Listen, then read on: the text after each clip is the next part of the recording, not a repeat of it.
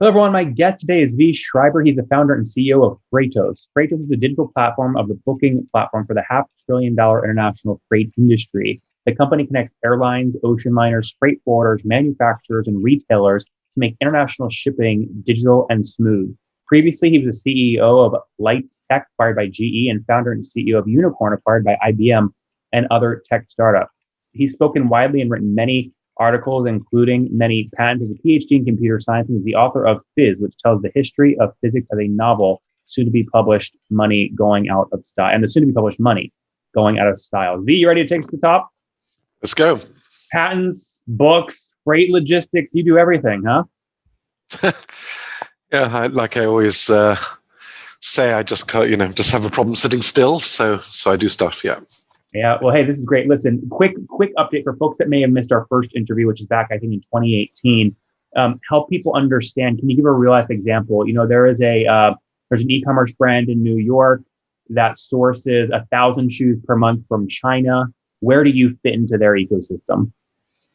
Yeah, so we're a platform that connects all the players in international freight. So, and there's two main layers actually. So if you're an importer, you're importing some stuff from China, then you need to arrange shipping, and typically you'd source that from a freight forwarder. Freight forwarder is like a travel agent for cargo, right?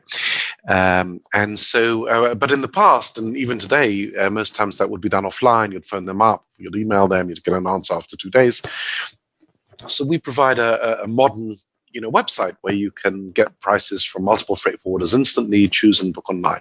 So it's bringing, in passenger travel, we've had this for 25 years, but we're bringing the same convenience, the same digitalization to shipping, to allow the importers and the exporters to transparently choose and book freight forwarding. Now, there's another layer. Once you book with a freight forwarder, they need to book with the airline, with the ocean liner, as well as customs brokerage and trucking and trains and all of that. But the main leg would be either ocean or air for international. And so we also provide, we have the second part of our company is called Web Cargo, and that will connect the freight Web forwarder. what? Web Cargo? Web Cargo, yeah. Web Cargo. It's a company we acquired 5 years ago now. It's a important part of our business, and that will connect the freight forwarders to the airlines and the ocean liners. And in particular, where we're seeing a lot of growth is connecting the freight forwarders to the airlines. Believe it or not, till a couple of years ago, that didn't happen. Cargo was always booked on airlines manually till very recently, but we've been able to digitalize that. And that is growing super fast. It's grown like 1,000% in the last year. So it's been a very, very exciting ride. Web Cargo. Okay, great. And what year did you make that acquisition in? 2016.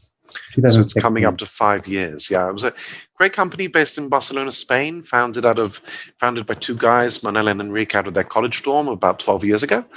They'd built it up purely organically, to the point where they had about 1,000 freight forwarders using their software. Now, since we merged, it's at least 2,000. And, with our backing, we've been able to transition that from being just a software business to being a real transactional platform, which is growing very, very fast. So that's been a fun ride. So we can't obviously skip over the last year and a half. COVID was sort of interesting. Yeah. When it first hit, what was going through your head? What was happening inside at Freightos? Well, it was, it was quite a roller coaster. As it's hard to remember now, but in April, this March, April of last year, suddenly it became clear that COVID was a big deal, and things happened very quickly. China shut its borders after Chinese New Year. The factories didn't come back. There was nothing shipping out of China, and China was half of our business, And then the airlines worldwide got grounded, so there was virtually no air cargo. All of that happened very quickly. It was a scary time. We actually went through the sad process of downsizing our team a bit because we didn't know what was going to happen. Having said that, how many employees were you, and then how many did you have to let go, unfortunately? We went down at the time from about roughly 240 to 200. Okay. So it wasn't a huge proportion of the team, but it's always very sad when you have to do that. We lost some good people, but we've actually now bigger than 240, and in fact, in a couple of cases, the same people came back and worked with us again, which is great. So that was the flip side. By the time August came around last year, Retail people started shopping just as much as before, in fact, more than before, albeit more e-commerce and less, high street, obviously, less, malls. But so that's good for us. E-commerce is a good sector for us. So suddenly shipping volumes were actually up and breaking records. And that's continued till today. I mean, shipping is breaking new records of volumes and prices as we speak. We track that. We also provide the data feed for daily shipping prices. It's called the FBX index.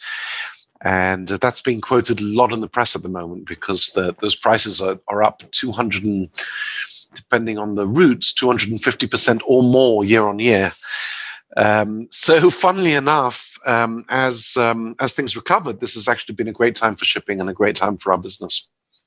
Help me understand this real quick. So on fbx.freightos.com right now, it says current FBX $5,926, up 9%. What's that mean? So that is if you're looking at the headline, I'm just pulling it up as well. If you're looking at the headline figure, that is the average price across all trade lanes. The average price for shipping a 40-foot container on any long haul. So it could be China to America, China to Europe, transatlantic, and then we break it down by trade lanes. But that's just the average price, worldwide for shipping a 40-foot container, which is the most common size. To give you an idea, a year ago that was $1,300. Yep. So that's like tripled, more than tripled. I'm trying to go back to pre-COVID. The furthest thing go back in your chart is June 2019, which is 1317, which I guess that was pre-COVID, right? I guess that was, it wasn't, exactly. So even COVID didn't really make a blip in these prices. When I look at the 2020 time period on here, they sort of fluctuated between 1,400 and sort of 2,200. What's driven the massive increase in the cost of this? Really in the last 6 months, January 2021 to today. Well, first of all, to be fair, that's more than a blip. Going up from 1,400 to 2,200 is in itself a very nice increase. Okay. Of almost 50%. So COVID, the second half of last year did have a positive impact. It did drive prices up. But as you say, not nearly as dramatically as we've had in the last half year. It's interesting. There's been a combination of factors. First of all, retail remains strong. Even as people spend less money on restaurants and services, they're spending more money on goods. So retail remains strong. And then you've had these various events. You had the Suez Canal blockage that created a lot of stress on a system which was already at full capacity. Just in the last couple of weeks, you've had a major COVID outbreak at the Yantian port in South China. 25% of the goods that ship from China to the US ship out of Yantian.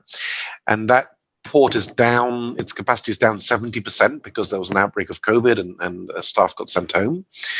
And there's a lot of ripple effects because the ships were full anyway, and then you get the Suez Canal blockage, you get Yantian outbreak, and then there's ripple effects because there are something like 70 ships roughly anchored outside Yantian waiting to come into port.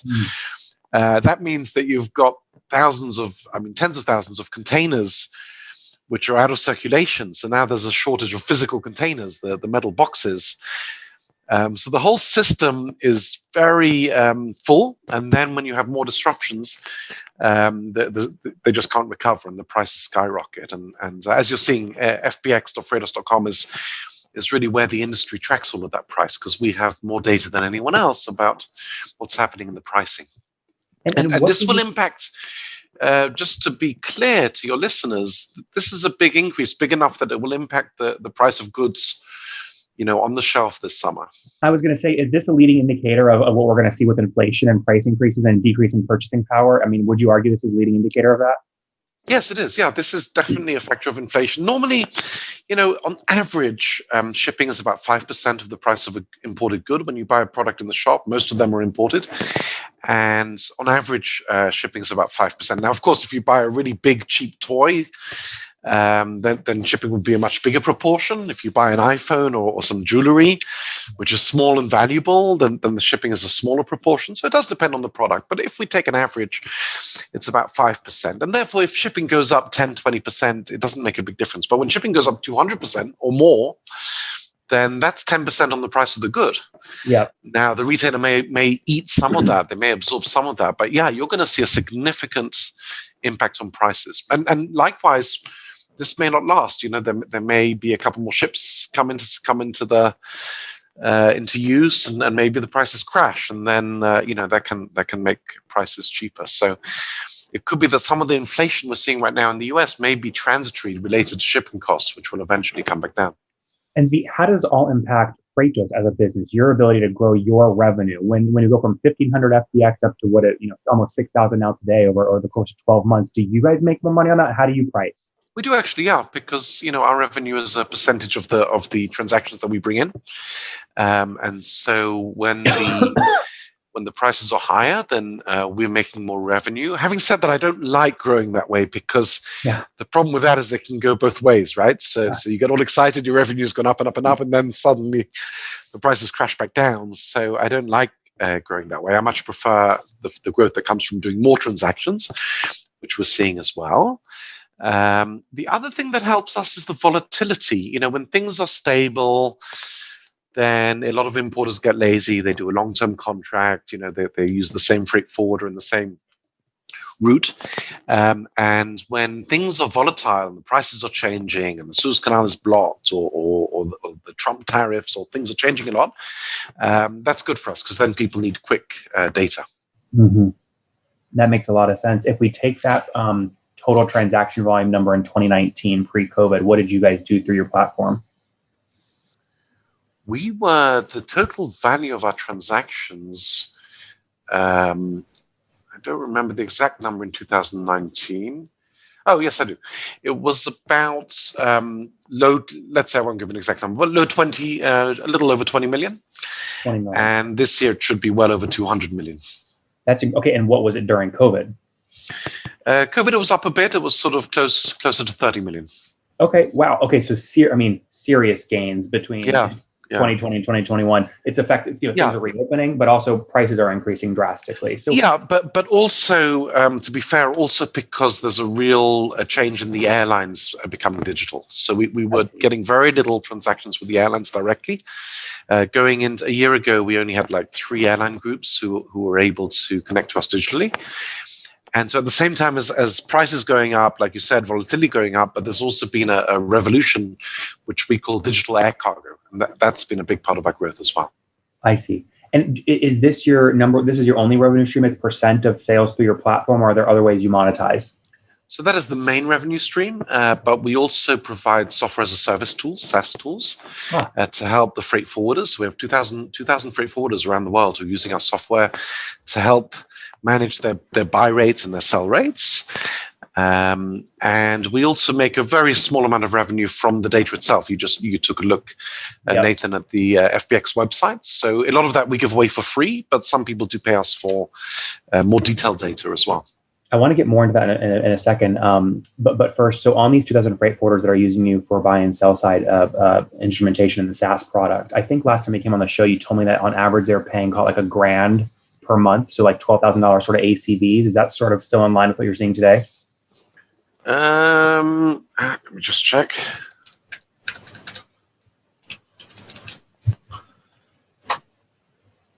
Yeah, no, the average, your question was the average revenue per freight forwarder per month?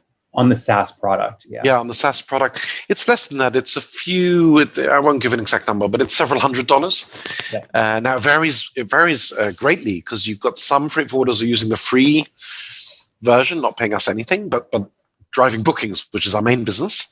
Yep. You've got big freight forwarders who pay, many thousands of dollars, if not even tens of thousands of dollars per month. Yep. So there's a huge range. Zvi, if we take that 2,000 times a couple hundred, I'll just say, I'm putting words in your mouth now, but I'll say 300, right? That's like 600 grand a month in revenue just on your SaaS product. Do you think you can grow just your SaaS product into more than $1 million per month in the next 12 months? So more than a 10 million run rate? It's growing the whole time, but the SaaS is not, it's really an enabler for us. We're not trying to build a big SaaS business. Yeah. So yes, the answer is yes, but also we don't particularly care in the sense that our biggest growth by far and our future is as a transactional business. Yeah.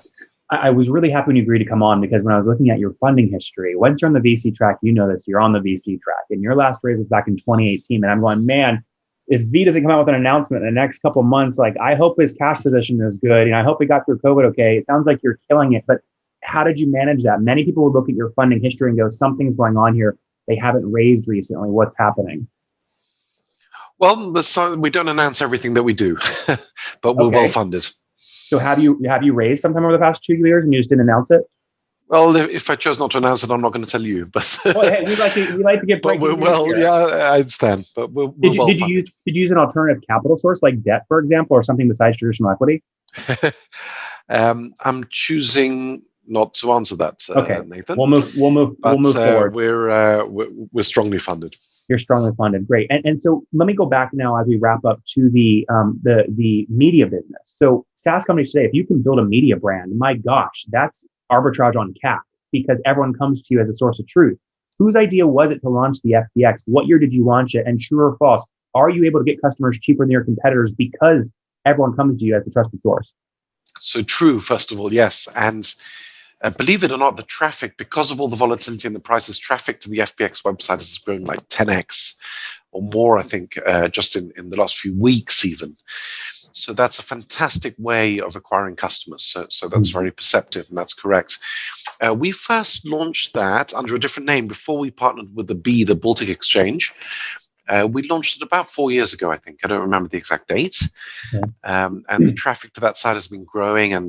But now in the last week, it's been such a big issue. And the last few weeks, you mentioned inflation. So it's been picked up in Reuters and Wall Street Journal. And, all the major newspapers are quoting the FBX index, which is exciting.